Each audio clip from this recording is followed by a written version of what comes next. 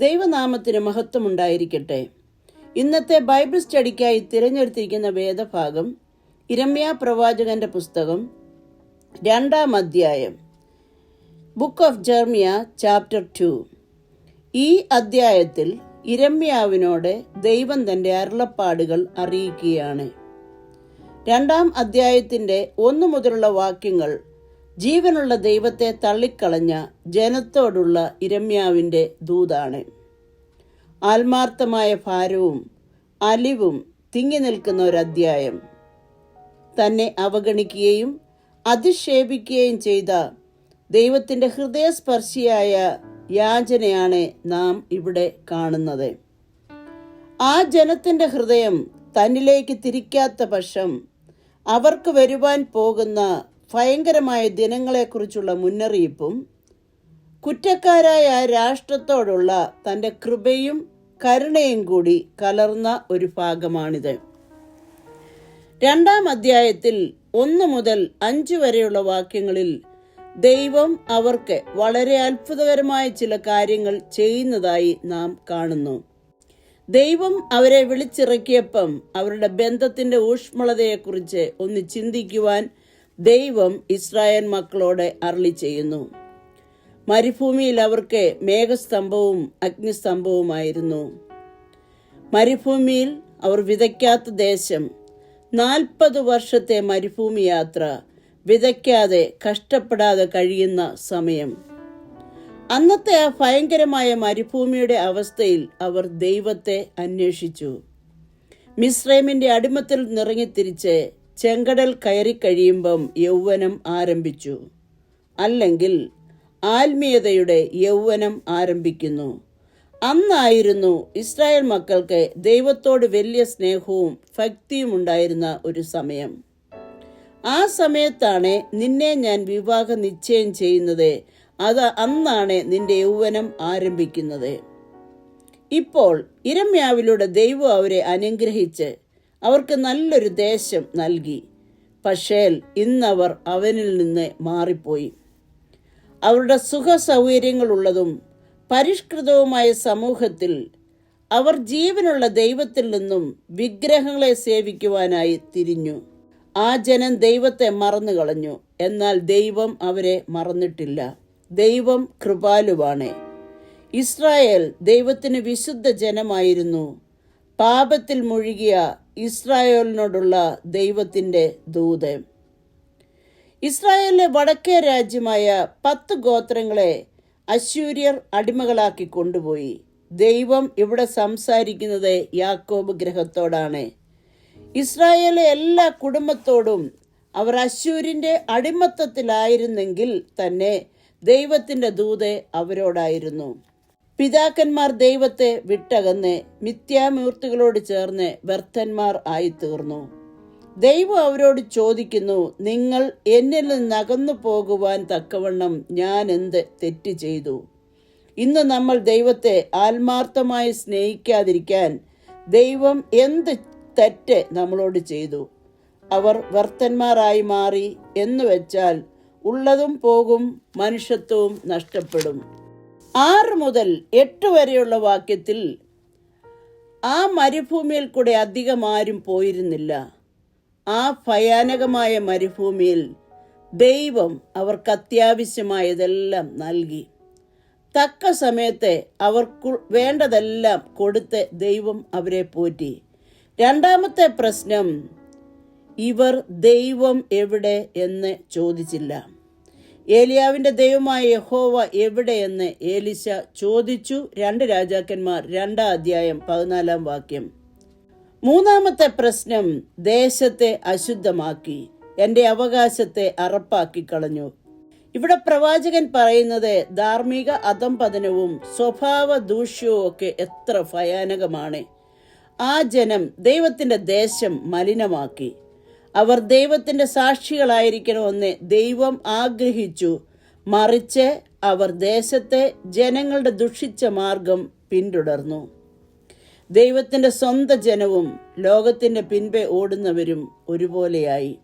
ദൈവജനം ദൈവത്തെ മറന്ന് ലോകത്തിന്റെ പുറകെ ഓടുന്നവരായി നാം ഇന്നും കാണുന്നു. മൂന്നാമത്തെ കാര്യം, പുരോഹിതന്മാർ ദൈവത്തെ അന്വേഷിച്ചില്ല, ന്യായപ്രമാണജ്ഞന്മാർ ദൈവത്തെ അറിഞ്ഞില്ല, പ്രവാചകന്മാർ പ്രവചിച്ചു, പക്ഷെ അവർ ബാൽ മുഖാന്തരം പ്രവചിച്ചു, ഇടയന്മാർ ദൈവത്തോടെ അതിക്രമം ചെയ്ത് പ്രയോജനമില്ലാത്തവയോട് ചേർന്ന് നടന്നു. ദൈവം ഉത്തരവാദിത്വം ആത്മീയ നേതാക്കന്മാർക്ക് കൊടുക്കുന്നു. ആത്മീകമായി തകർന്നുകൊണ്ടിരിക്കുന്ന ഒരു രാജ്യം അധംപതിക്കുന്നു. അവിടെ ആദ്യം ഒരു ആത്മീയ തകർച്ച, തുടർന്ന് ധാർമ്മിക അധംപതനം, തുടർന്ന് രാഷ്ട്രീയ പോരാട്ടം ഉണ്ടാകുന്നു. വലിയ രാഷ്ട്രങ്ങളെന്ന് പറഞ്ഞ എല്ലാ രാജ്യങ്ങളും തകർന്ന് തരിപ്പണമായത് ഈ വിധത്തിലാണ്. യഹോവ എവിടെയെന്ന് പുരോഹിതന്മാർ അന്വേഷിച്ചില്ല.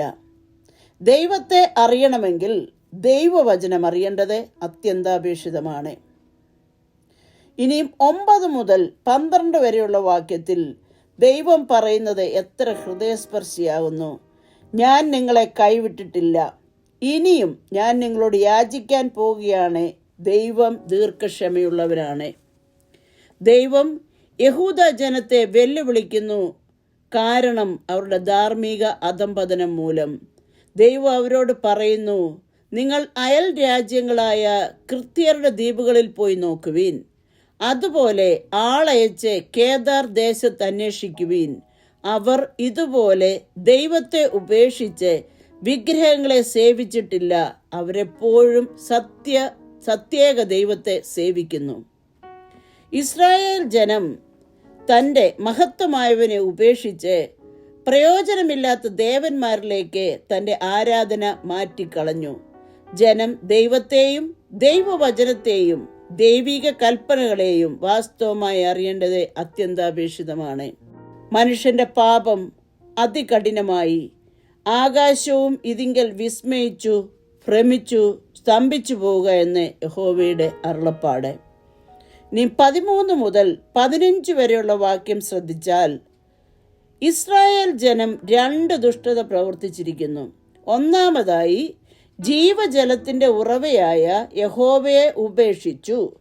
രണ്ടാമതായി, അവർ തങ്ങൾക്കായിട്ട് തന്നെ കിണറുകളെ കുഴിച്ചിരിക്കുന്നു, അതും വെള്ളമില്ലാത്ത പൊട്ടക്കിണറുകളെ തന്നെ. മനുഷ്യൻ എപ്പോഴും തങ്ങൾക്കായി തന്നെ എത്രയോ തവണ കിണറുകൾ കുഴിച്ചിരിക്കുന്നു.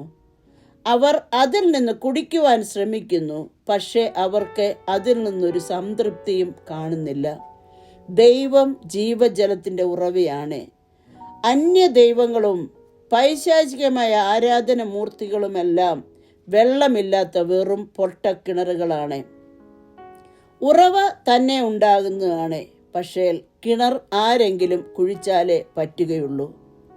വെള്ളമില്ലാത്ത കിണറുകളെക്കുറിച്ച് ഉദ്ദേശിക്കുന്നത് അന്യദൈവങ്ങളെക്കുറിച്ചാണ്. അത് തന്നെ ഉണ്ടായതല്ല, ആരെങ്കിലും ഉണ്ടാക്കി വെച്ചതാണ്. ഏതെങ്കിലും ഒരു ഭാവനയുടെ ചിറകുമുളച്ച് അതിന് രൂപവും ശില്പവും നിർമ്മിച്ചത് ഉണ്ടാക്കിയതാണ്. അതെല്ലാം വെറും പൊട്ടക്കിണറുകളാണ്. പക്ഷെ ജീവജലത്തിന്റെ ഉറവ യഹോവയാണ്. യോഹന്നാൻ 4 അധ്യായം 13-14 വാക്യത്തിൽ ഇപ്രകാരം പറയുന്നു, യേശു അവളോട്, ഈ വെള്ളം കുടിക്കുന്നവൻ എല്ലാം പിന്നെയും ദാഹിക്കും. ഞാൻ കൊടുക്കുന്ന വെള്ളം കുടിക്കുന്നവനോ ഒരു നാളും ദാഹിക്കയില്ല. ഞാൻ കൊടുക്കുന്ന വെള്ളം അവനിൽ നിത്യജീവങ്കിലേക്ക് പൊങ്ങി വരുന്ന നീരുറവയായി തീരും എന്ന് ഉത്തരം പറഞ്ഞു.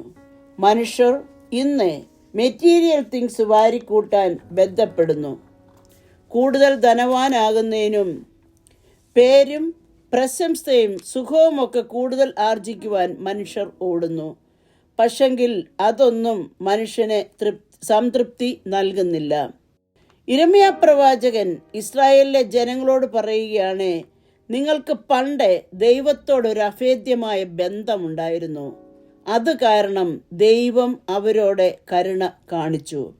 ഇപ്പം അവരെങ്ങനെ ദാസനും അടിമയായി ജനിച്ച ആളും കവർച്ചയായി തീർന്നതും എങ്ങനെ? അവരുടെ പിന്മാറ്റത്തെക്കുറിച്ച് ദൈവം അവരോട് ഇടപെടുവാൻ പോവുകയാണ്. ഇവിടെ നാം കാണുന്നു, ബാലസിംഹങ്ങൾ ഇസ്രായേലിന്റെ നേരെ അലറി നാദം കേൾപ്പിച്ചു. ആ ദേശത്തെ ശൂന്യമാക്കി. ഇവിടെ ബാലസിംഹങ്ങൾ എന്ന് വിശേഷിക്കപ്പെടുന്നത് അസിറിയൻസ് ഇൻവേഷൻ ആണ്. ബാലസിംഹം അസിറിയയുടെ ഒരു ചിഹ്നമാണ്. ആ പട്ടണങ്ങൾ വെന്ത് നിവാസികൾ ഇല്ലാതെയാകും. ജനം ദൈവത്തിൽ നിന്ന് അകലുന്നു, അതുകൊണ്ട് ശിക്ഷാവിധി അവരുടെ മേൽ വരുന്നു. 16 മുതൽ 18 വരെയുള്ള വാക്യത്തിൽ നോഫ്യരും തക്പനേസ്യരും നിന്റെ നെറുകയെ തകർത്ത് കളഞ്ഞിരിക്കുന്നു. അവർ ദേശത്തെ ആത്മീയമായി അധംപതിച്ച് അവർക്കുള്ള ബഹുമാനവും സുരക്ഷിതത്വവും നഷ്ടപ്പെട്ട് അന്യജാതിക്കാർ അവരെ തകർക്കുന്നതായി കാണാം. ദൈവമായ യഹോവ ഇസ്രായേൽ ജനത്തെ ശിക്ഷിക്കുന്നതായി ഇവിടെ കാണാം. അവരും പാപസ്വഭാവവും അവർ ദൈവത്തെ ഉപേക്ഷിച്ച് അന്യദൈവങ്ങളുടെ പുറകെ പോകുന്നതായി കാണാം. യിരെമ്യാ പ്രവാചകൻ ഇസ്രായേൽ ജനത്തോട് പറയുന്നു, നിങ്ങൾ ജീവജലത്തിന്റെ ഉറവയായ ദൈവത്തോട് സഹായത്തിന് അപേക്ഷിക്കണമായിരുന്നു. അതിന് പകരം നിങ്ങൾ അവനെ തള്ളിക്കളഞ്ഞ് ശീഹോരിനെയും അശ്ശൂരിനെയും വെള്ളത്തിനായി ആശ്രയിക്കുന്നു. ഇസ്രായേൽ അന്യരാജ്യങ്ങളെ സഹായത്തിനായി ശരണപ്പെട്ടതുകൊണ്ട് അവർ ദൈവത്തെ ഉപേക്ഷിച്ച് അതിലുപരിയായി അന്യരാജ്യങ്ങളെയും അവരുടെ ദൈവത്തിലും ആശ്രയിക്കുന്നു. അതവരെ അധംപതനത്തിലേക്ക് നയിച്ചു. 2 അധ്യായം 19 മുതൽ 23 വരെയുള്ള വാക്യത്തിൽ ഇപ്രകാരം കാണാം. വിഗ്രഹാരാധനയെക്കുറിച്ച് പറയുന്നൊരു ഭാഗമാണിത്. ജീവനുള്ള ദൈവത്തെ അംഗീകരിക്കാതെ തള്ളിക്കളയുന്ന മനുഷ്യൻ എപ്പോഴും തനിക്ക് തന്നെ ഒരു വിഗ്രഹത്തെ ഉണ്ടാക്കുന്നു. തനിക്ക് തന്നെ മനുഷ്യൻ ഒരു ദൈവത്തെ ഉണ്ടാക്കുമ്പോൾ തൻ്റെ ഇഷ്ടത്തിന് തൻ്റെ സൗകര്യം പോലെ ആയിരിക്കും അതിനെ ഉണ്ടാക്കുന്നത്. മനുഷ്യന്റെ അധംപതിച്ച ചിന്തയുടെ ഒരു പ്രതിഫലനം മാത്രമായിരിക്കും അവനുണ്ടാക്കുന്ന ദൈവം. ജീവനുള്ള ദൈവവുമായുള്ള ബന്ധം ഇന്ന് ദൃഢമാണോ? യിരെമ്യാവിന്റെ ജനത്തിന് പറ്റിയ അബദ്ധം, അവർ ജീവനുള്ള ദൈവത്തെ തള്ളിക്കളഞ്ഞ് അവർ തോന്നിയതിനെയൊക്കെ ദൈവമാക്കി. ദൈവം അവർക്ക് സമൃദ്ധിയായിട്ടെല്ലാം നൽകിയിട്ടും അവർ ദുഷ്പ്രവൃത്തികളിലേക്ക് ഹൃദയം ചായച്ച് പാപത്തിലേക്ക് വീണ്ടും തിരിഞ്ഞു. ദൈവം അവരുടെ പാപങ്ങളെ കണക്കിടുന്ന ദിവസം വരും. ദൈവം ഇസ്രായേലിനെ ഏറ്റവും വിശിഷ്ട മുന്തിരിയായി നട്ടു. പക്ഷേ അവർ കാട്ടുമുന്തിരിവള്ളിയുടെ തൈയായി തീർന്നത് എങ്ങനെയെന്ന് ദൈവം അതിശയിക്കുന്നു. 22 വാക്യത്തിൽ പാപം ആര് കഴുകണം? ജനം അവരുടെ പാപം തന്നെത്താൻ കഴുകുവാൻ ശ്രമിക്കുന്നു. എങ്ങനെ? ചവർക്കാരം അല്ലെങ്കിൽ കാരം തേച്ച് ചാരവെള്ളം കൊണ്ട് കഴുകുന്നു. പാപം കഴുകിക്കളയാൻ കാൽവരി ക്രൂശിൽ നിന്നൊഴുകിയ പുണ്യാള രക്തമുണ്ട്. അതിന് ചവർക്കാരവും ചാരത്തിൻ്റെയും ആവശ്യമില്ല. നിന്റെ അകൃത്യം എൻ്റെ മുമ്പിൽ മലിനമായിരിക്കുന്നു. നമ്മൾ പുറമെ എത്ര വെടിപ്പായി തോന്നിയാലും എത്ര നല്ല മനുഷ്യരെന്ന് തോന്നിയാലും ദൈവം നമ്മുടെ ഹൃദയവും മനസ്സും നോക്കുന്നു. നമ്മളുടെ ഹൃദയം വെടിപ്പല്ലെങ്കിൽ നമ്മളും വെടിപ്പല്ലാത്തവരായി തീരും. പാപം കഴുകുവാനുള്ള ഉറവ ദൈവത്തിൻ്റെ കയ്യിൽ മാത്രമേ ഉള്ളൂ. സക്രിയ പ്രവാചകന്റെ പുസ്തകം 13 അധ്യായം 1 വാക്യത്തിൽ ഇപ്രകാരം പറയുന്നു. അന്നാളിൽ ദാവീദ് ഗൃഹത്തിനും യെരുശലേം നിവാസികൾക്കും പാപത്തിൻ്റെയും മാലിന്യത്തിൻ്റെയും പരിഹാരത്തിനായി ഒരു ഉറവ തുറന്നിരിക്കും. ഇസ്രായേൽ നിഷ്കളങ്കത നടിച്ച് ബാൽ വിഗ്രഹങ്ങളെ ആരാധിക്കുന്നതുകൊണ്ട് ദൈവം അവരെ ശാസിക്കുന്നതായി നമുക്ക് കാണാം. ദൈവം അവരോട് വിശ്വസ്തനായിരുന്നിട്ടും അവർ ദൈവത്തോടെ അവിശ്വസ്തത കാണിച്ചു. 2 അധ്യായം 24 മുതൽ 30 വരെയുള്ള വാക്യത്തിൽ ഒരു കാട്ടുകഴുത ഇവിടെ കാണാം. കാട്ടുകഴുത ഒരു സ്റ്റബേൺ അല്ലെങ്കിൽ ഒരു വഴങ്ങാത്ത ഒരു മൃഗമാണ്. അത് ശീഘ്രത്തിൽ ഓടുകയും മറ്റു മൃഗങ്ങളെ ഉപദ്രവിക്കുകയും ചെയ്യും. അത് അതിൻ്റെ ഇണയെ കാണുമ്പോൾ അത് വേണ്ടാത്ത പ്രണയം കാട്ടി അതിനെ വശീകരിക്കുന്നു. അതുപോലെ ഇസ്രായേൽ ജനം ബാൽ വിഗ്രഹങ്ങളെ കാണുമ്പോൾ അതിനെ സ്നേഹിച്ച് അതിൻ്റെ പുറകെ പോകാൻ തിടുക്കം കൂട്ടുന്നു. ദൈവ സന്ദേശം അറിയിക്കേണ്ട പ്രവാചകന്മാർ ദൈവത്തോട് അവിശ്വസ്ത കാണിച്ച് വേണ്ടാത്ത രീതിയിലേക്ക്, ദുഷ്ടതയിലേക്ക് അവർ മനം തിരിക്കുന്നു. അവർ ദുഷ്പ്രവൃത്തികൾക്ക് അടിമയാകുന്നു. ദൈവം അവരോട് പറയുന്നു, ചെരുപ്പ് ഊരിപ്പോകാതെ വണ്ണം നിന്റെ കാലും വരണ്ടു പോകാതെ വണ്ണം തൊണ്ടയും സൂക്ഷിച്ചു കൊള്ളുക. ചെരുപ്പ് ഊരിപ്പോകാതെ വണ്ണം എന്ന് പറഞ്ഞാൽ ശ്രദ്ധയില്ലാതെ നടക്കുക. തൊണ്ട വരണ്ടു പോയാൽ സംസാരിക്കാൻ പറ്റാതെ ശബ്ദം ഇടറും. കെയർലെസ്സായി ജീവിതം നയിക്കുന്ന ഒരു അവസ്ഥ. ഇസ്രായേൽ ജനം ഇങ്ങനെ ജീവിച്ചാൽ കാട്ടിൽ അലഞ്ഞു നടക്കുന്ന കാട്ടുകഴുത പോലെയാകും. അതിൻ്റെ കണ്ണ് വേണ്ടാത്ത വേശ്യാവൃത്തിയിലേക്ക് പോകും. ഇസ്രായേൽ ഗ്രഹം തെറ്റിൽ നിന്ന് തെറ്റിലേക്ക് പോകുന്നത് കൊണ്ട് അവർ ലജ്ജിച്ചു പോകും. അവരും അവരുടെ രാജാക്കന്മാരും പ്രഭുക്കന്മാരും പുരോഹിതന്മാരും പ്രവാചകന്മാരും ലജ്ജിച്ചു പോകും.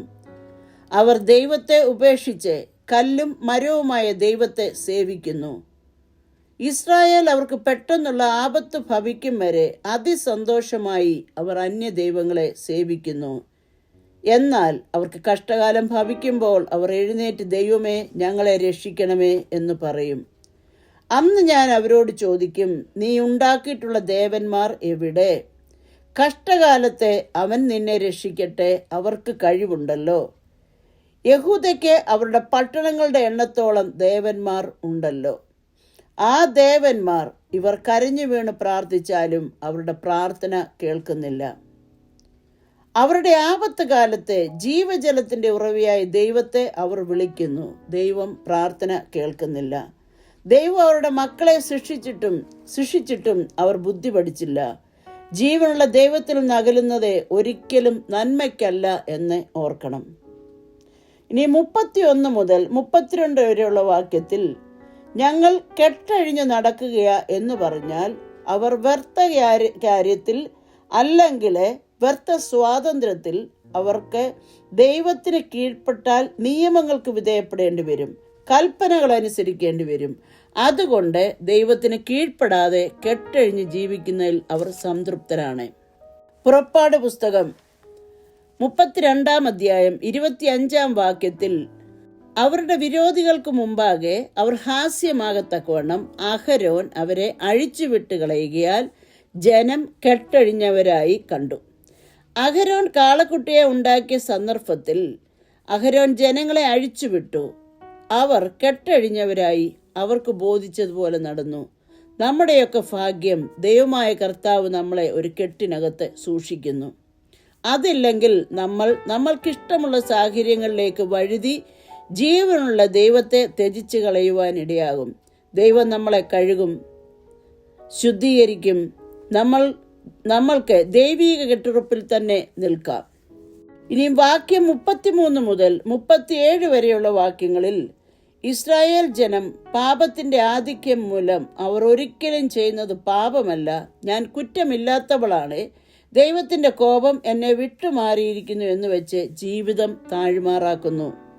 ഇസ്രായേൽ ജനം ദൈവത്തിന്റെ തിരഞ്ഞെടുക്കപ്പെട്ട ജനം. അവർ ദൈവത്തെ ത്യജിച്ച് അന്യദൈവങ്ങളെ ആരാധിച്ചു. നമ്മൾ ഇന്നും ഈ ഇസ്രായേൽ മക്കളെ പോലെ ദൈവത്തെ ഉപേക്ഷിച്ച് അന്യദൈവങ്ങളെ സേവിക്കുന്നവരാണോ അല്ലെങ്കിൽ ആരാധിക്കുന്നവരാണോ? പാപം 1 മിനിറ്റ് കൊണ്ട് നമ്മളുടെ ഉള്ളിൽ പ്രവേശിച്ച് അതവിടെ വളർന്ന് നമ്മൾ ചിന്തിക്കുന്നതിന് മുമ്പേ അത് നമ്മുടെ ആളത്വത്തെ താറുമാറാക്കി നമ്മളെ വേറൊരു വ്യക്തി, നമ്മളല്ലാത്തൊരു സ്വഭാവത്തിന് അടിമയാക്കുന്നു. പൂർണ്ണ ഹൃദയത്തോട് നാം ദൈവത്തെ തിരിയുമെങ്കിൽ ദൈവം നമ്മളെ തന്നെ 2 കരവും നീട്ടി സ്വീകരിക്കാൻ ഒരുങ്ങി നിൽക്കുന്നു. ഈ വചനങ്ങളാൽ ദൈവം നമ്മെ ഓരോരുത്തരെയും അനുഗ്രഹിക്കട്ടെ.